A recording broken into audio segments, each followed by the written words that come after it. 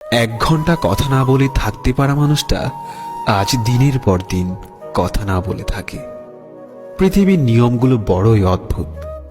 যাকে তুমি সবচেয়ে বেশি ভালোবাসো সেই তোমার দুঃখের কারণ হবে।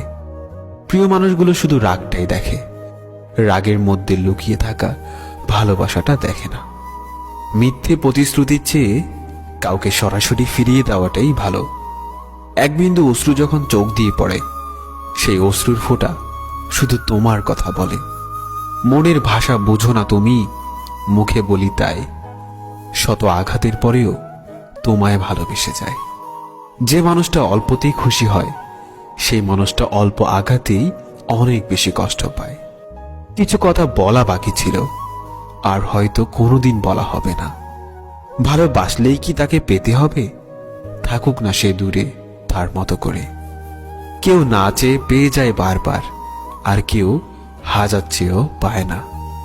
কাঁদতে পারার চেয়ে কাঁদতে না পারার যন্ত্রণাটা বেশি ভয়ঙ্কর। হয়তো তোমায় পাবো এই আশা নিয়ে এখনো অপেক্ষায় থাকি। শূন্যতা অনুভব করা যদি ভালোবাসা হয়, তাহলে আমি তোমাকে প্রতিটি মুহূর্তে ভালোবাসি। সত্যিকারের ভালোবাসাগুলো কখনোই সঠিক মর্যাদা পায় না। কপালে সুখ লেখা না থাকলে সে কপাল পাথরে ঢুকেও লাভ নেই।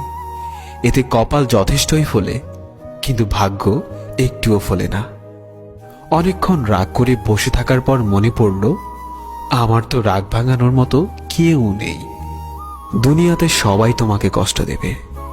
তোমাকে শুধু এমন একজনকে খুঁজে নিতে হবে যার দেয়া কষ্ট তুমি সহ্য করতে পারবে। প্রতিটা মানুষেরই কোথাও না কোথাও দুর্বলতা থাকে।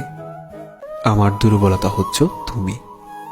যেখানে নিজের মূল্য নেই, সেখান থেকে কষ্ট হলেও নিজেকে সরিয়ে নেওয়াটাই উত্তম। ভালো থাকে কিংবা খারাপ থাকি, মানিয়ে নেওয়াটা চরমভাবে শিখে গেছি আলহামদুলিল্লাহ।